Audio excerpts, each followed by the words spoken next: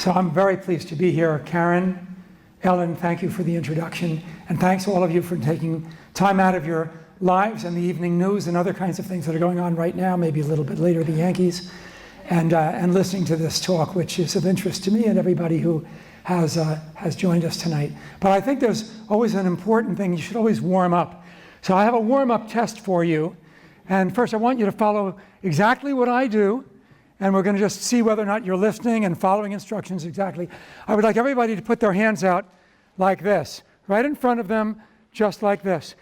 Now, the next step is I want you to internally rotate your thumbs so they're pointing downward, absolutely downward toward the floor. Now, take your right hand, doesn't matter whether you're righty or lefty, take your right hand, lift it up, and lock it into the other hand. Now, the crucial thing is that thumbs have to be looking exactly down right at the floor so that there's absolutely 100%, it's 90 degrees down toward the floor. Now, the next step is to rotate your arms so that your thumbs go toward the ceiling. Who was able to do that? Does anybody have any broken shoulders or arms? Nobody got it? Nobody did it. You're getting old. So, a man, 70, 80 years old, walks into the doctor's office, and the doctor says, you know, you look great. You look great. He said, I bet you exercise all the time. He says, exercise? What are you talking about? I stay on the couch all the time. I watch TV. I'm up all night with the friends, with the women, we're playing cards. No rest whatsoever. He says, well, I'm sure you don't drink. He says, what do you mean? He says, I have a bottle of vodka and a bottle of gin every single day. In the evening, I have 2 6-packs of beer. Absolutely, it's just terrific for me. He says, well, at least you don't smoke. He says, what do you mean? Two cartons of Lucky Strikes every day? 6 cigars in the evening? He says, oh my God. And the doctor says, oh my God. He says, how old are you anyway? He says, 35.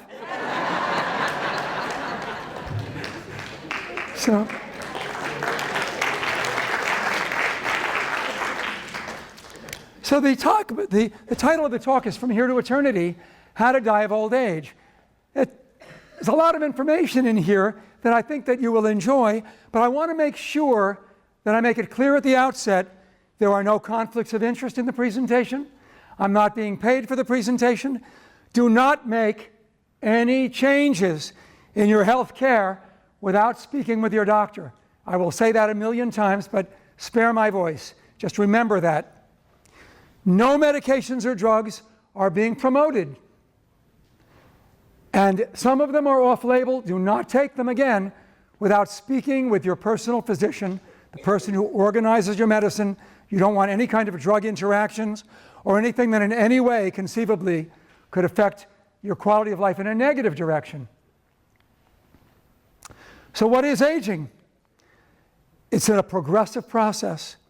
It's a natural process that converts a healthy, fit person into a less healthy, less fit person. It's a natural process of life. It's a biological process. It's not a disease.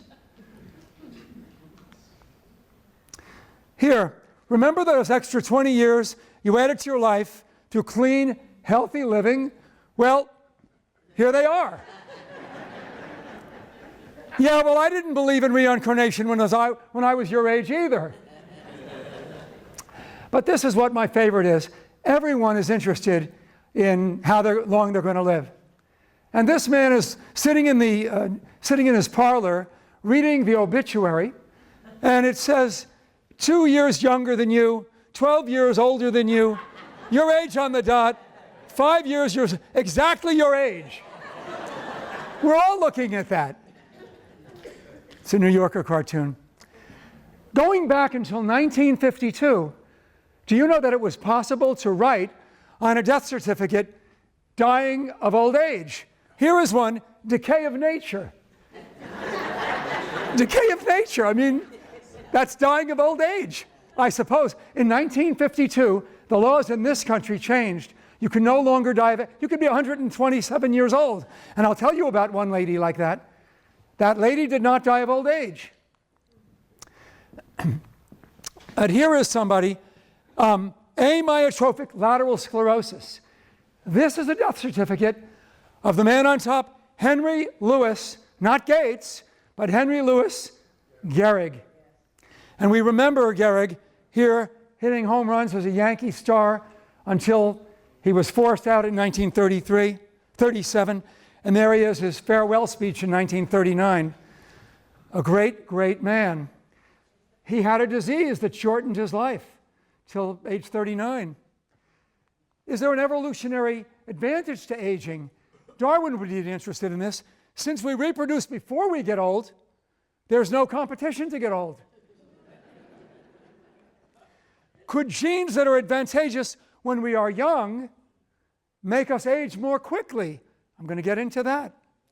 Could aging of cells be a built-in anti-cancer mechanism?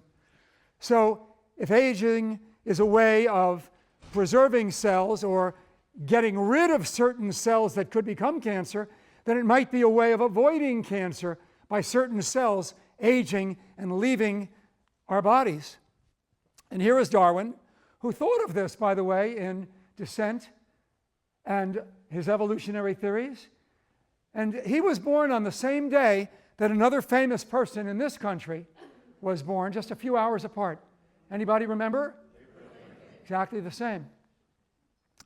The average life expectancy in years are listed here, the world average. And here you can see in 1900, the average age was 51 in this country. This is for men. In 1950, the average age was 65. That was before Medicare.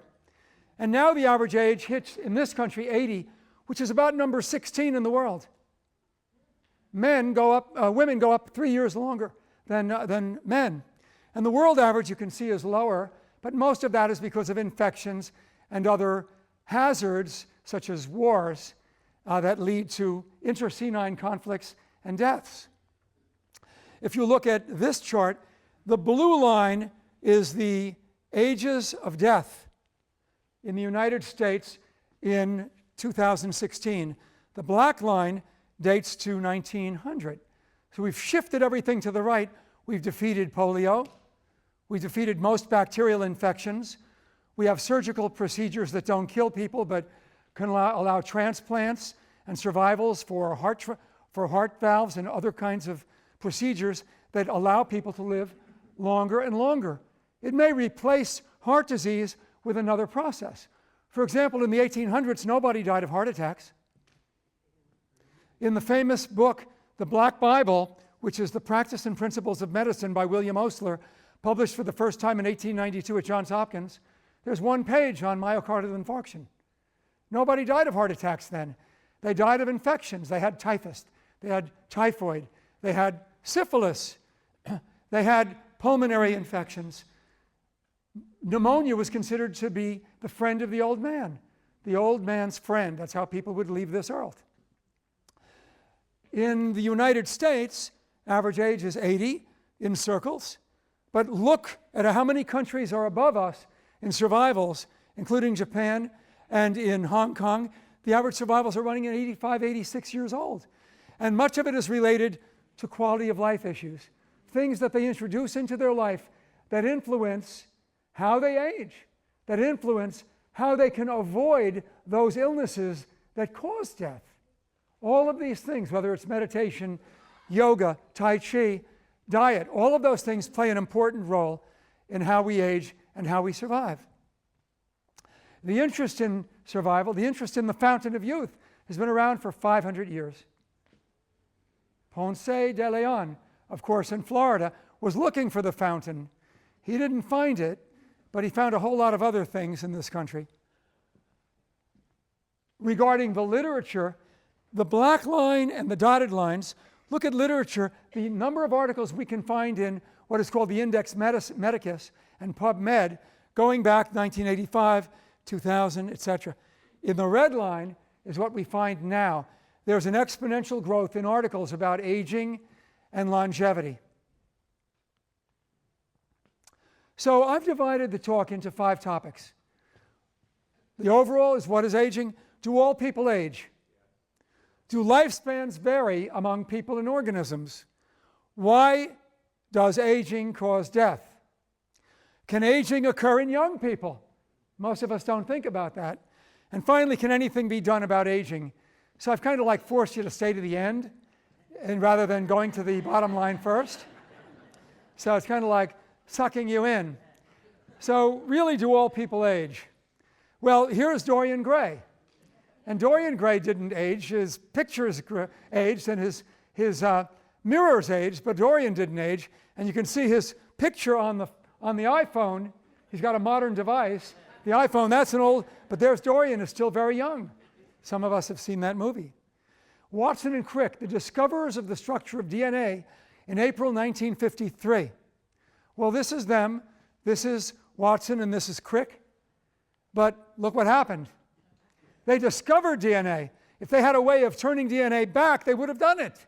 They didn't have that technique. That was not within their means to this day. So they're a scientist. They aged. How about Jack LaLanne? Who here remembers Jack? How beautiful Jack was. Jack got old. An athlete. His famous statement, "I can't die, it would ruin my image." And here's Irving Kahn. I didn't know Irving Kahn, but he's the world's oldest stockbroker. To this day, 105 years of age, he's on the stock market floor on Wall Street. He's a businessman. But there's also businesswomen. Here's Louise and Martine. I love their last name. Amsterdam's oldest prostitutes at age 70. Now, I was in Amsterdam, and I don't know if you know where the red light district is, but it's right next to the Jewish district, interestingly enough. I don't really know if there's a connection there or not, but who knows? Businesswomen, and here they are. They even aged, and they rested a good time on their back. So I don't really understand this thing. Now, everybody thinks as things go on, time flies. A study has been done that proves that it really does. Now, this is a clock of 1 hour, and this is 3 minutes. A study was done on people between 20 and 30 and people between 60 and 70 to ask them, I'm going to take my stopwatch, tell me when to stop it at 3 minutes. 3 minutes, when 3 minutes are up, tell me when to stop my stopwatch. So, when they're 20 to 30, 3 minutes turned out to be 3 minutes and 3 seconds. Right on the money. Look what happened to people who are 60 to 70. 3 minutes went by in 2 minutes and 27 seconds. Time really does fly. And there are time clocks built into our brain that actually play a role in determining our sense of time. It really does fly when you're older. It's not just because you're having a good time, or you're with children or grandchildren, or things along that, or had too much to drink. It is a built-in clock mechanism that changes our sense and tempo of time as we get older. Time flies. Now, do lifespans vary? And why do they vary? Well, here's lifespans of a worm, a yeast, mouse, and human as we go up in terms of phylogenetically more sophisticated living beings. A yeast lives 30 hours. A worm, 25 days. A mouse, 1,200 days. So figure 3.5 to 4 years. And a human being, 82 years, 30,000 days. I like to kid some of my patients who feel that the end is coming by telling them, and they might be 80 years old, that I'm sorry, you have only 18,000 more days to go, and that's it. And they get scared with that, and they say, well, figure it out, and they figure it out, and they feel a little bit reassured. But we certainly live on the upper time scale of survival for animals. And here's the animal world. All 5 genera of the animal populations. And we've got sturgeon and frogs and parrots and whales, and they all live at varying ages. The sturgeon could live as long as 60 years. The frog can live a long time as well. Some frogs, certainly in South America, could live 30 to 40 years. Parrots could go up to 70 years. And whales, of course, very lengthy periods of time. But the real heroes of aging are the tortoises and the elephants. Tortoises and elephants. Now, why does this happen? Animals that are small have a very rapid metabolism. Any of you who have picked up a mouse or a gerbil or even your cats that are small mammals, their hearts are beating very quickly. Sometimes they feel that they're threatened. Other times they're just excited to see you. Most cats are not. But their hearts are beating very rapidly. And when that happens, their metabolism is turned on. They may have so many heartbeats built into their lifespan, but they exhaust them very quickly. The elephants and the tortoises have slow pulses, a very, very slow metabolism. This has gone by an interesting name, Kleiber's law. But survival and metabolism play a role. The more rapid the metabolism, the smaller the survival.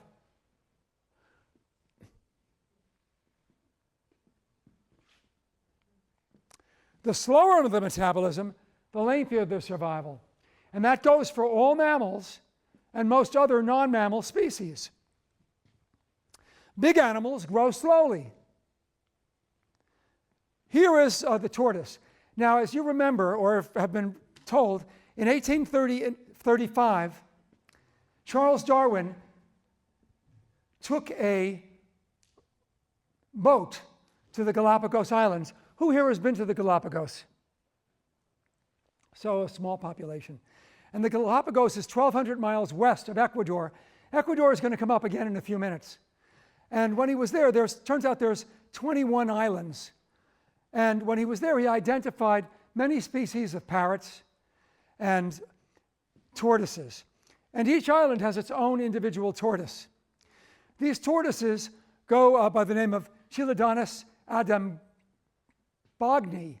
And that tortoise that we're looking here is Lonesome George.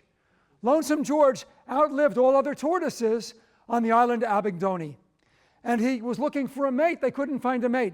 They went to the other 4 islands trying to find a female that they could mate him with. He turned them all off. He ultimately died without a mate, and just in 2010. And if you're interested, if you go to YouTube and put on Lonesome George Sonnet, there's a beautiful song about Lonesome George that just makes you want to cry or send money to the Galapagos Islands. Here's the Galapagos. Aging and cancer have been studied in Lonesome George. They've taken tissue from his carapace, the DNA, and looked at DNA and proteins from that, and the DNA populations that are seen are represented in different colors. The same thing with cancer. And there are overlaps between the two. Many of the same genes that influence aging, that slow aging, may influence the development of cancer. As it turns out, Lonesome George did die, but he died of lung cancer at the age of 110 years old. So his life was shortened compared to some tortoises. And the oldest Galapagos tortoise currently is 150 years old. There's a cancer resistance that occurs in elephants. Elephants very, very rarely get cancer. They're down here. 3% of all elephants develop and die from cancer, compared to 10% of most other animals, non-human animals at this site. Small animals tend to get cancer quite frequently. Here's the marmoset, the tree shrew, the tarsier, the pygmy marmoset. These are small animals. They get cancer at least 10% of the time in their lives. Elephants very infrequently. This chart explains a bit why. On the left is humans, average age 70 or 80, elephants, similar age. There's a gene which is called the p53 gene, which gets rid of bad cells. It's get rid of aging cells. The word we use is senescence. It destroys them. It takes them out of the population, so there's no bad cells that can form cancer. We have one copy of this gene. Elephants have one copy of that gene. But then there's a shadow gene, a gene that's a shadow gene. They call it a pseudogene. It's a penumbra. It's in the shadow. It resembles it almost and works almost exactly the same. We have none of these. Elephants have 19 copies of these shadow genes. So they've got a lot of genes that we now know take cells that potentially could be cancer and prevent them from becoming cancer as it gets rid of them. So the cancer incidence in the United States is 1 out of 4 people get cancer. Elephants rarely get cancer. But there's a problem here. We have found that the higher the p53 gene, the quicker we age. Now, here's in the pink is the incidence of cancer. In the red is a line that shows the distribution of this p53 gene and protein product. Notice in humans the level is low, so the numbers of cancers are very high. On the other hand, here is aging in the brown boxes. People can get old. They get old more quickly if the p53 gene is very high. So the higher the p53, the more quickly we age. We live shorter. On the other hand, we get less cancer. Notice here's cancer. There's less cancer, even though the rate of aging increases. So we're looking for a sweet spot, and the sweet spot is right there. The exact amount of p53 that controls aging and prevents cancer. And that sweet spot, we're trying to find a test that can identify the sweet spot in each of us, that can tell us what are our relative likelihood of developing cancer. So it's the sweet spot. I call it the Goldilocks phenomenon, the right amount of p53 that we want. So to summarize, big animals grow old slowly, and really big animals do not get cancer. Now, what about the Rock of Ages? I think there's some religious prelates in our audience tonight. So, does anybody know the connection of these 3 people? Is there a rabbi in the audience? Grandfather, father, son. Is it hereditary? Even in the Bible it hints at this. They lived an awfully long time, longer than any of us, I think, are going to live. But they're related, and it makes you think that there may be longevity, and it's true. If you have one parent who hits 80, your likelihood of hitting 80 or higher is 3 times that. If you have one parent that hit 90, your likelihood of hitting 90 or above is 5 times likely than persons who don't. But another thing I tell my patients, which is true, if you've got one parent who hit 80 and you have a cancer, you're 3 times more likely to be cured than somebody who did not. Now, this takes away people. It doesn't count if you lost your parents from an accidental death, or because you made their lives miserable and they died of suicide. So it really includes natural causes of death, so to speak. On the other hand, is there a limit to longevity? Is there an age limit for humans? Well, that's even a more interesting question. Jeanne Calment was born in the 1860s. And she lived in Arles, France. And when she was a teenager, she moved with her parents to Paris. Even then, Paris was very expensive. Her parents were able to rent a rent-controlled, even in those days, apartment in the center of Paris, on the left bank. So she got married. She had 3 children. She lived. The children, her parents, and her children died. Her grandchildren matured, had children, and she outlived them. Meanwhile, the owners of the apartment building were thinking of a way to get rid of this woman because she was paying rent in $1912. It's already $1997. And she's paying like $3 a month. This is like nuts. So, but here's what she looked like when she died in 1997 at 122. She's the oldest person to ever have a birth and death certificate. I'm not showing that like with Lou Gehrig. But here's what she looked like in her 20s, 45 to 75. Not bad for 75. Even Tony here might go for her. Here she is 90. She's a beautiful lady at 90. 112, 107, 122. She was losing her visions and still smoking. Still smoking. Now the interesting thing is, here is what she was like back in 1890. 91.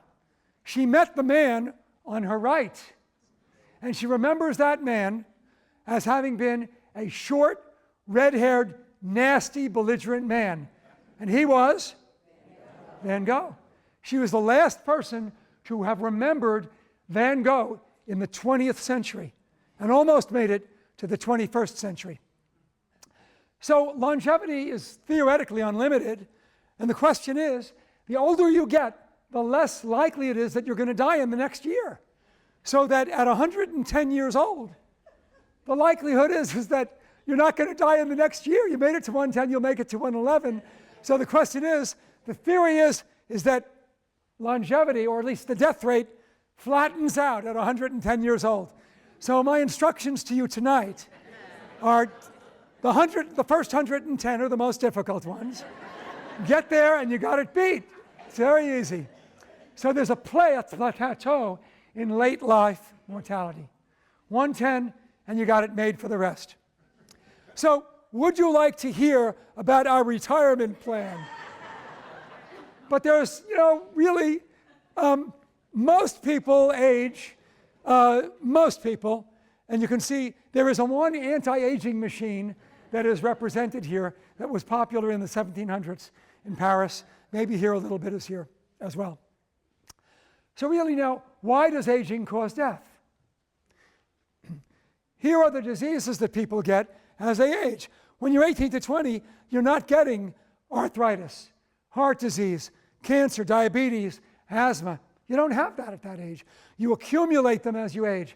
The colors identify each disease, each illness, and you can see they rise as one gets older. The two major ones where everybody gets arthritis, everybody at some extent gets some degree of heart disease, and cancer. Those are the three main ones that people develop. People don't usually die of arthritis, but cancer and heart disease, of course. The complications of lung and diabetes, of course. So it's a matter of getting old that accumulates these. Well, now here is a diagram of the different diseases that people get at different ages. In the black is the control. That means the average population. The colored lines indicate ages of 100 in orange, 100 to 104 in red, and 105 to 9 in the yellow, and then 110 and up in the violet. And you can see the older one gets those diseases that I've mentioned, and this is cancer, and on the right, cardiovascular. They are diseases of older age. But there is a series of genes, one of them is called FOXO3A, that helps protect against those diseases, and therefore helps protect against those diseases that contribute to aging and then contribute to death. People who have high levels of this actually are protected, and it can be measured in the DNA of cells that is portrayed in the diagram on the bottom right. As people age, their cardiovascular fitness declines. Who here can climb a flight of stairs without assistance and without holding on the banister? That's good. Who can climb 2 stairs? Not 2 flights of stairs. So that's very good. We have a fit population here tonight. And as people age, their use of oxygen, their ability to absorb oxygen from their bloodstream into their lungs, from their lungs into their bloodstream, diminishes. And this curve simply shows that as people age, 20, 40, 60, 80, the ability to absorb oxygen is reduced. So their natural fitness declines simply by aging. This is non-smokers. These are people who are average people who don't exercise on a regular basis. This curve can be shifted upward and flattened by training and by becoming more fit. Here is Eliud Kipchoge, who holds the world's record for running the marathon. It was the Berlin Marathon last year, 2 hours and 2 minutes and about 36 seconds. He did 26 miles, 365 meters. And even I couldn't do that. But this guy holds the world's record, and he's being trained now to try to beat 2 hours. He'll be the first person to ever do that. But he's in his early 30s. That's when people are most fit to run the marathon. How about this guy, though? His name is Ed Whitlock. Ed Whitlock runs marathons. And he trains in a very interesting place. He trains in cemeteries, and he says it's because people don't bother me there. It's quiet, I can think, I've got my mantra, it keeps me training, I feel good. Here he is at 81 years of age, and he holds the world's record for running a marathon in less than 3 hours, which is absolutely astounding. And they've checked his ability to absorb oxygen from his blood, in his lungs, into his bloodstream, and it's got the same level as a 20-year-old. Now, part of that is genes. Part of that is his fitness, and he's always stayed fit. He's slender at 82 years old in this picture, still training. He's from Montreal, a rather amazing individual. And we believe now that the thing to do, the advantage of being fit, is not being the elderly, but really being the new idea of being the welderly. You can turn your lives around by focusing on fitness. There's no age beyond which you can't turn it around. You can definitely turn aging around at any time. Here is the number of centenarians in Okinawa. In the United States, 1/5 of that. In Okinawa, amazingly enough, there are actually over 1,000 people who are 110 years old and greater. They're called super centenarians. Now, who here does push-ups?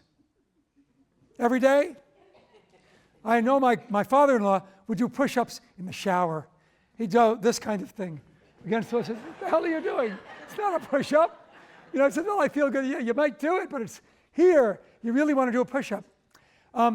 These are the numbers of push-ups. In the black line, 0 to 10 push-ups. In the yellow line, that is 11 to 20. In the gray line, 21 to 30 push-ups. In the top line, more than 41 push-ups before you give up.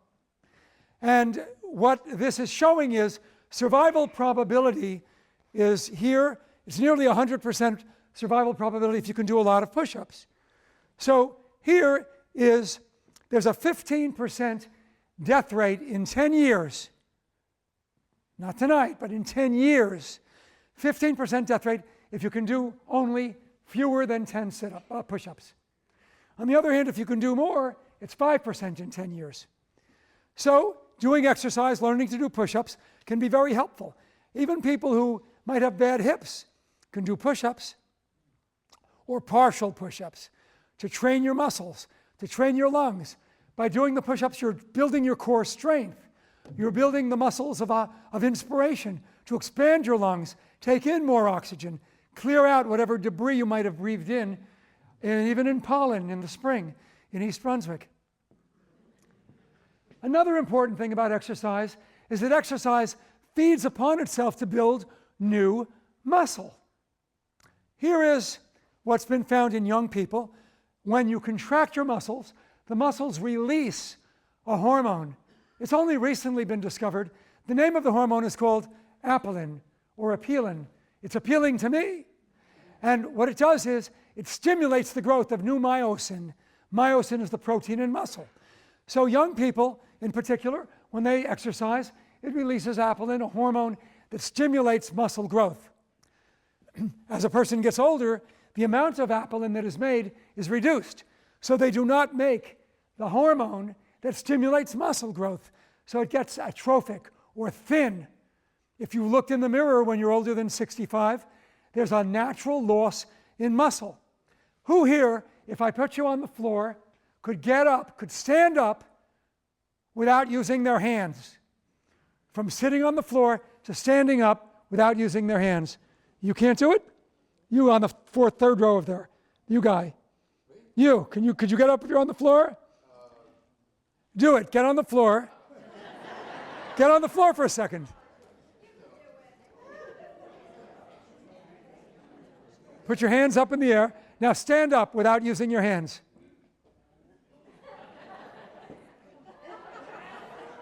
You could turn to the side. You can use one hand. You're not on the floor. So it's a very difficult thing. You're allowed to use one hand, but being able to do that is a sign of fitness. Being able to stand up Many of us, he was kidding here. He could easily have moved his legs into a position. He'd just roll over and sit up, and then he'd be able to stand up with no difficulty. And many of us would use our hands.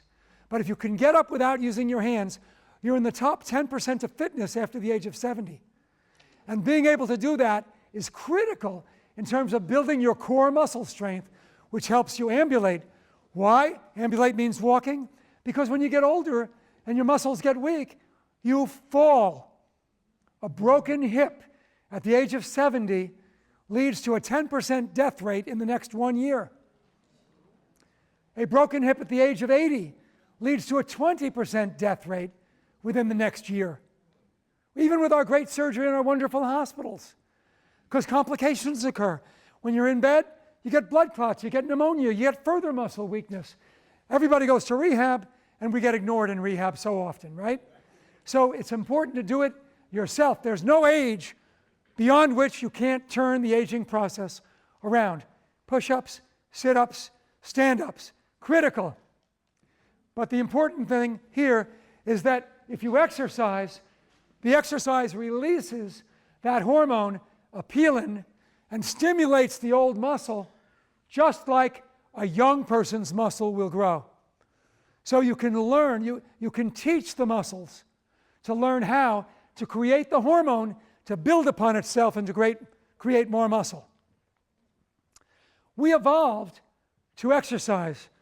Workouts and weight loss are valuable, but weight loss alone is not the goal. Getting fit is the goal. I can have a person who might be overweight, 230 pounds, 5'9", 5'10", a high body mass index, but they might still be very fit. They might still be able to do all of the exercises I've just told you about. Fitness is partially related to weight, but not at all one-to-one. In general, the person who's overweight has a lifestyle which is being unfit, but many people have a lifestyle that is being fit. And I want to encourage those people here, not so much to worry about your weight, but to worry about your fitness. And fitness, if you achieve it, will bring your weight down to some degree as well, which I'll talk about in a little bit. Exercise is not optional. 2 recent articles in Scientific American prove that. And here, I kind of think like animals in the wild are very active. These are orangutans. This is the amount of energy they expend every day in 24 hours, about 1,200 calories. And here are gorillas, and in the purple. In the green are humans, the average human. So we've got orangutans, and humans, we're way above them, and we think of ourselves often as couch potatoes. When we look here, we've got humans, whether they be in the United States, Western females, Western males, or a hunting and berry gathering population in West Africa, the Hazda population, we overlap. We are using far more calories, whether we're hunting and gathering or whether we're couch potatoes. Even here, when we're couch potatoes, we are using more calories than these other animals. Partly because our brain depends upon calories. We use 50 to 75 calories an hour, even if we're asleep. And when we're thinking, we double that. And when we're taking a test and occupied in our businesses, we're doubling that. So our brains are a source of use of great amounts of calories and rely on great amounts of sugars. But the articles indicate that all mammals use an abundance of calories. We are built in to exercise, and we need to exercise to maintain our fitness and our strength and our well-being. Being inactive leads to depressions. Most people who have been forced into inactivity because of a broken bone become depressed, and it only goes away once they start exercising once again. And many people here are familiar with the hormones, the endorphins that mediates that. And here is a good example of fitness being ignored. Here the people are going into a fitness program, they're taking the escalator, they're not taking the stairs, which is like nuts. They pay for all of that. But there's another benefit of exercise, aside from avoiding falls, building muscles, preventing those complications of inactivity. And that is the idea of memory. It has been found that exercise stimulates memory. Work was done looking at a population of first mice and then monkeys, looking at their ability to memorize a maze and other items that test memory of those lower mammals. And what was found was that their ability to negotiate a maze and other complex tasks was increased after they had exercised for 15 minutes. And so hormones were measured in the blood, and what was found was that substances known as brain-derived neural factor and a substance called double cortin were released in high concentrations by something called cathepsin B. So the exercise released something called cathepsin B, and that then stimulated brain-derived neural factor and double cortin, and that turned on a part of the brain called the hippocampus, which is portrayed here. The temporal lobe is here in the green, and here is the hippocampus. And the front of the hippocampus is filled with neurons that are important for memory. And when they tested those areas of the animals by electroencephalography and by tissue sampling, they found that those areas of the hippocampus, critical for memory, were markedly increased, regardless of the age of the monkey or the mouse. So the ability to create new neurons and new abilities to memorize, to remember things, was retained and recreated by exercise. So the exercise released apelin to grow more muscle, and the exercise releases cathepsin B to stimulate the hippocampus. We can have strong, brainy Jacques Lalannes in this audience a year from now if you actually begin to practice some of this preach. So think about it. Some people are destined to live a long time. Jean Calment. Some people are destined to perform amazing feats, such as Ed Whitlock. So what did we learn? The genetic origins of agings and performance are different. We can't change our genes. We're born with what we got. We live with what we got. But fitness, which means training, can overcome the physical decline caused by aging. It's never, ever too late. So clue number one tonight is fitness, heart, memory. A couple of things critical to remember. Can aging occur in young people? It's something that most of us normally don't think about. Sometimes we look at a picture and we'll say, boy, that 9-year-old, I know what she's going to look like when she's 35. That's common that we say that. But we never look at a 9-year-old and say, boy, you look like you're 35.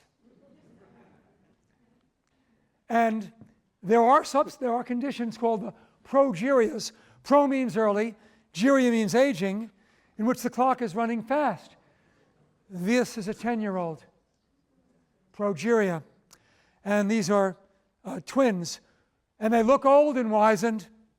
They've got no body hair anywhere. Their growth is slow, so they're short. And they have heads that make them look like having beaks.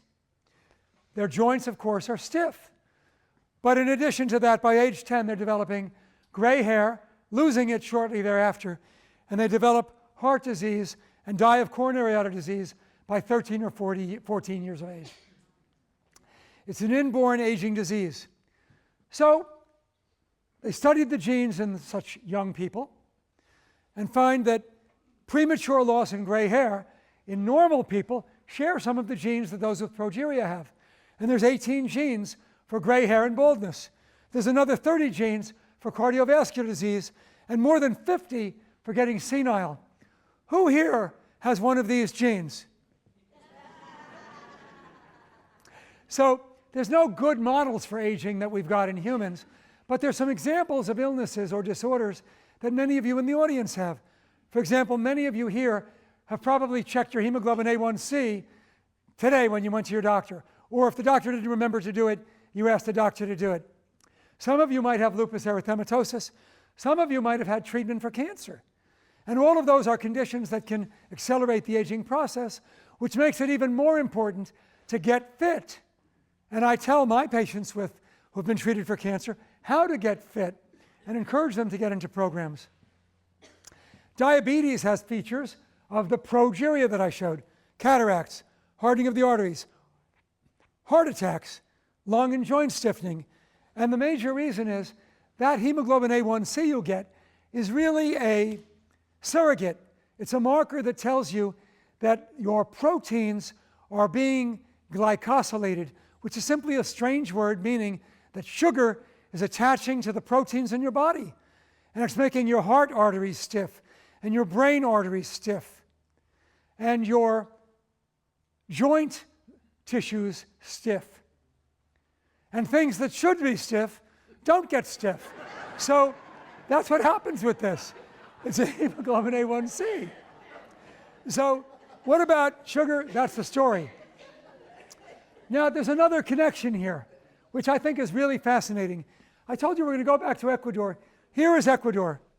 And in the southeast portion of Ecuador, there's a community in the province called Loja. And there it is. And in that area, there's a town of dwarfs. And they have what's called Laron dwarfism. Laron, L-A-R-O-N. And none of the people who are dwarfs, not one, get cancer or diabetes. Well, that's awfully strange. These are two researchers who have been studying them and found that they've got an interesting phenomenon. And this is them 24 years later. They got older a little bit, right? They didn't get any taller. And these are the diseases that some of them had. Some of them got a stroke, some had cirrhosis, very few. Some had seizures. Interestingly, low sugars can cause sugars. Some had alcoholism, and some had accidental deaths. So that's how some of the population was lost. But here, the relatives of these people with dwarfism had cancer up to a quarter of the time. But not one of these dwarfs got cancer. Not one.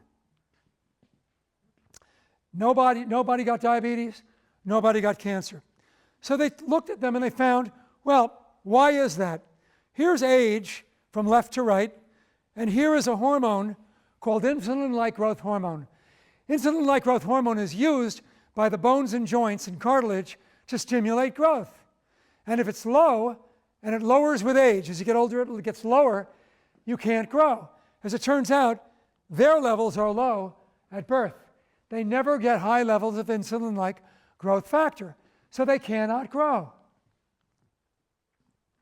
More interestingly, here they are in Ecuador. They found a gene causing this Laron dwarfism in only one other population of people. And that is a population in Israel, in Jerusalem, who also have Laron dwarfism. And it's really nowhere else in the world who has this unless they migrate into the United States.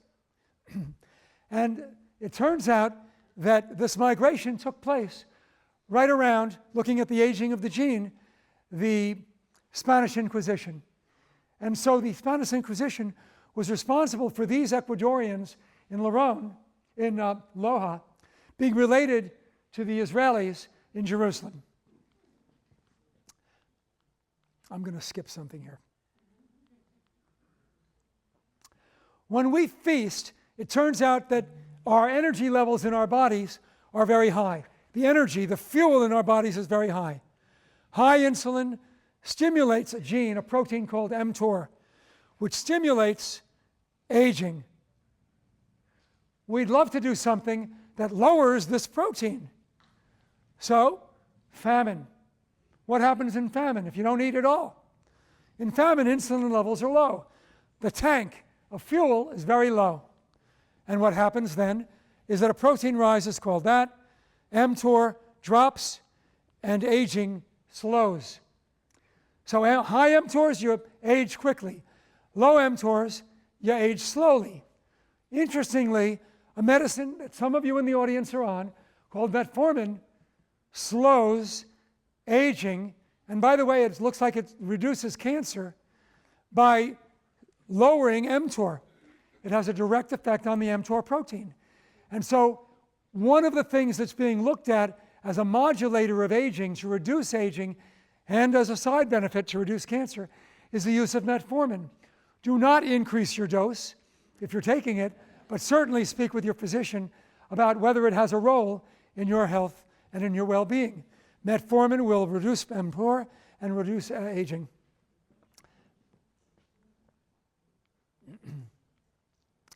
Now, on the right and on the left are two sets of chimpanzees. Which one looks healthier? Right or left? Right? Left? It's kind of evenly split here.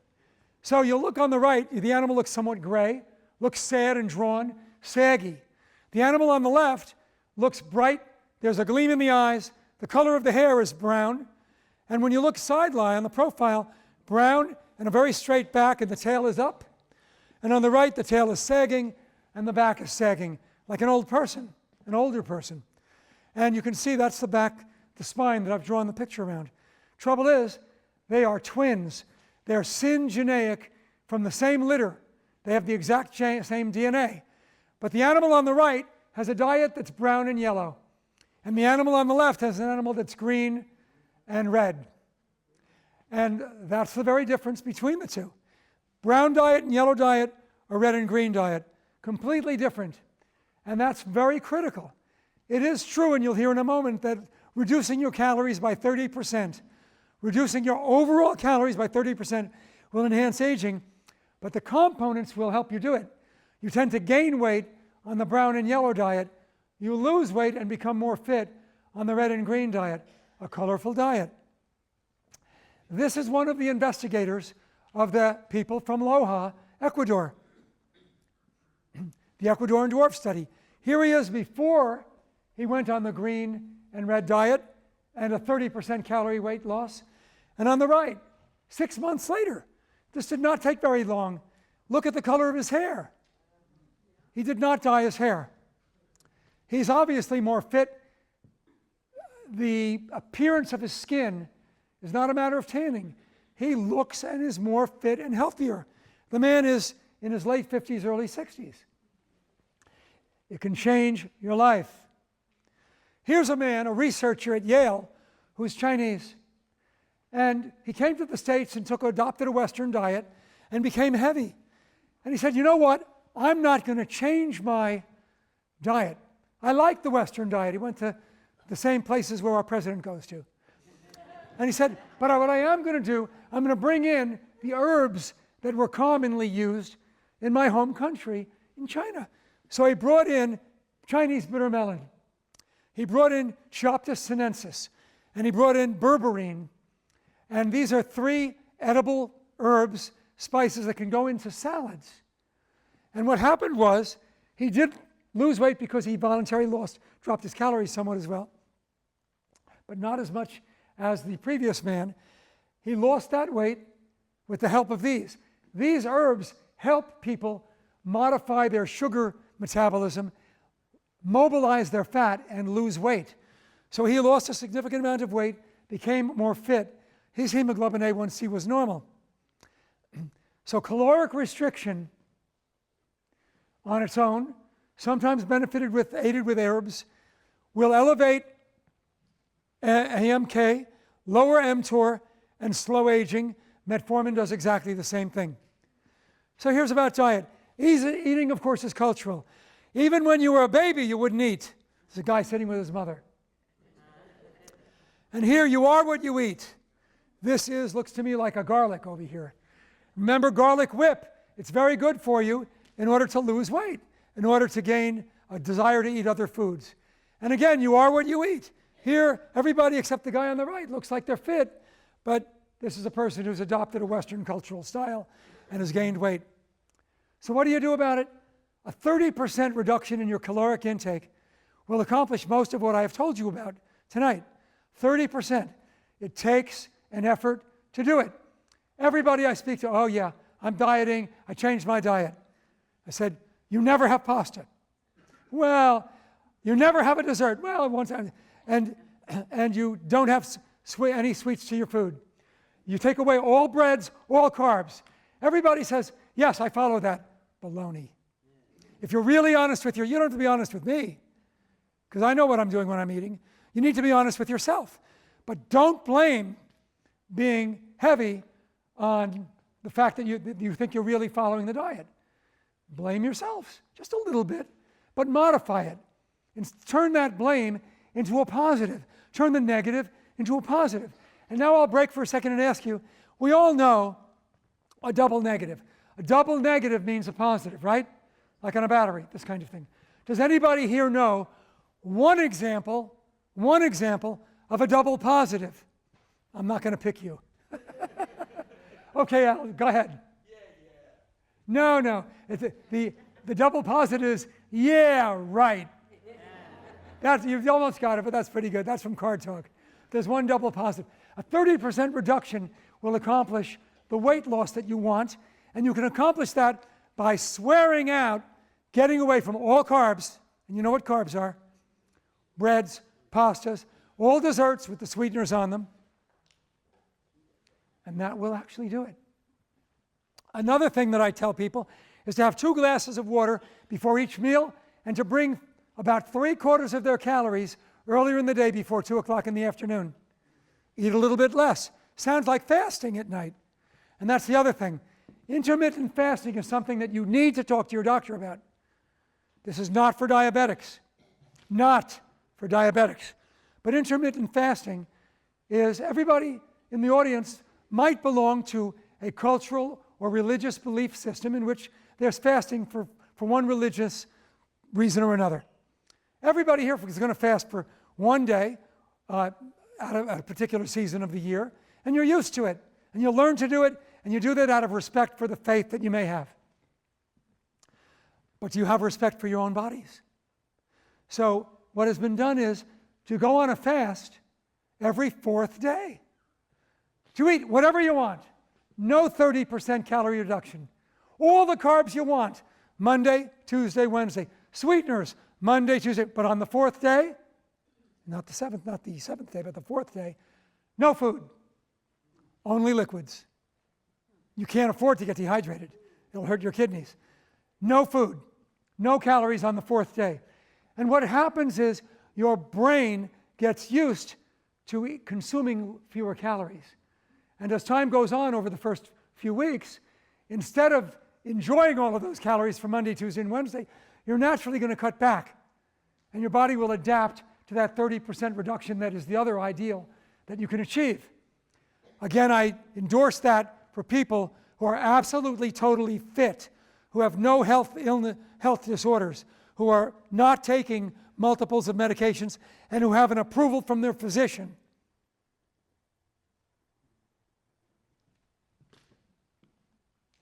So dietary restriction is found to increase lifespan in many organisms, and calorie reduction by 30% greatly increases lifespan. And here's all of the populations in which this has been looked at. 2 to 3-fold increase in survival in animals that live shorter lifespans than we do. So clue number 2, calorie control reduces age-related diseases.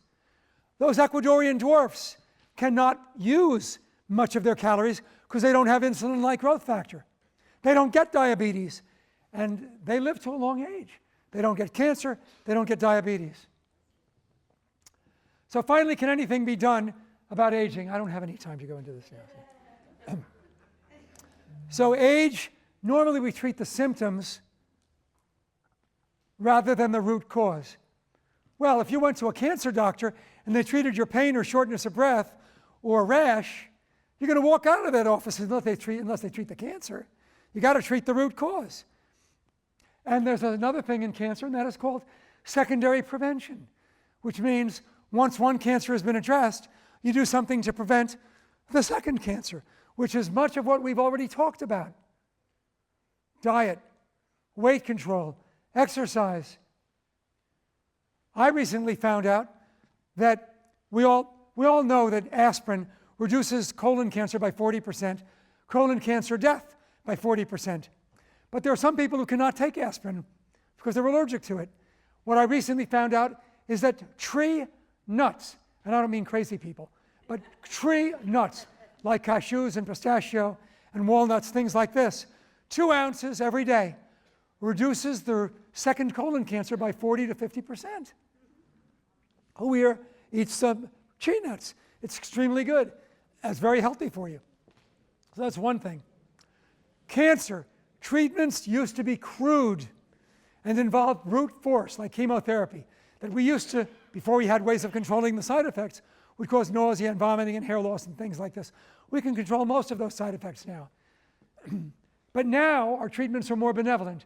We can treat the underlying biology or the cause. We can treat and stimulate immunity and therefore treat the effects. So we can control cancer in a more benevolent manner now than we did before. So just as we can manage cancer, we can control aging. Very similar. So clue 1 was fitness, calorie control. What about interventions?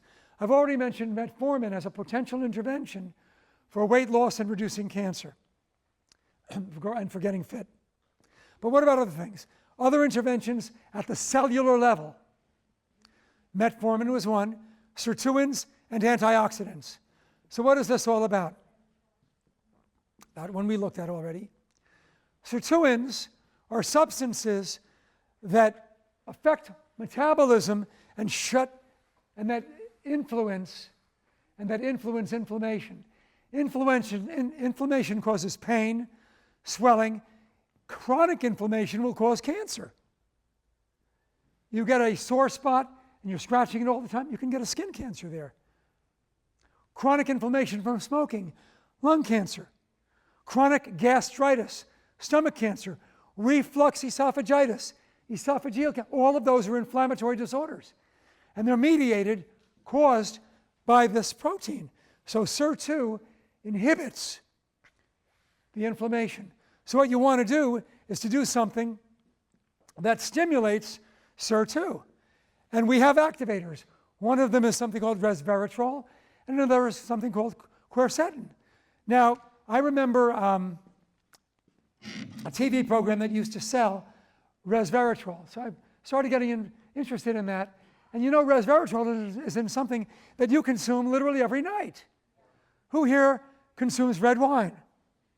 So red wine is incubated in oak barrels. And oak comes from a genus called accutensin. And accutensin type B is leached from the oak barrel into the wine, and accutensin is closely related to an anti-cancer drug that I use every day, which is called etoposide. So wine kills cancer by stimulating or releasing accutensin. In addition, resveratrol is in the wine from the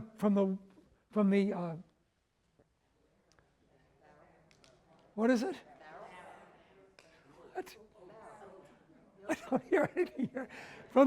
What's the outside of the grape?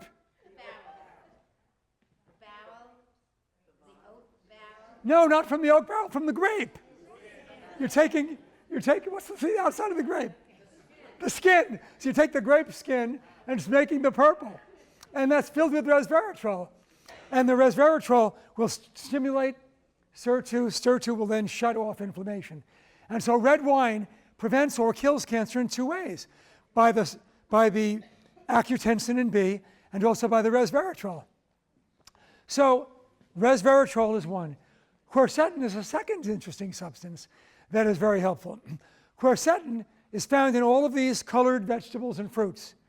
Elderberries, red onions. Now you know why I like the red onions.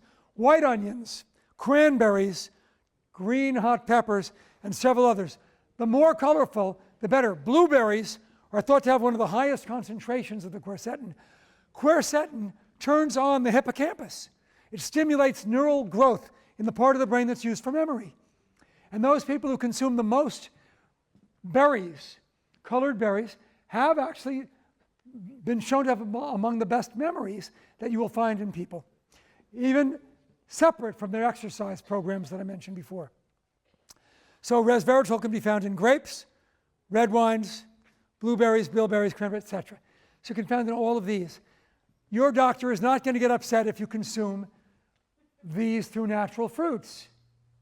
Probably will allow you to have a glass of red wine, but you want to get approval on that if you're on medications, of course. And finally, the idea of the antioxidants. Notice all of the colored fruits and vegetables on the right.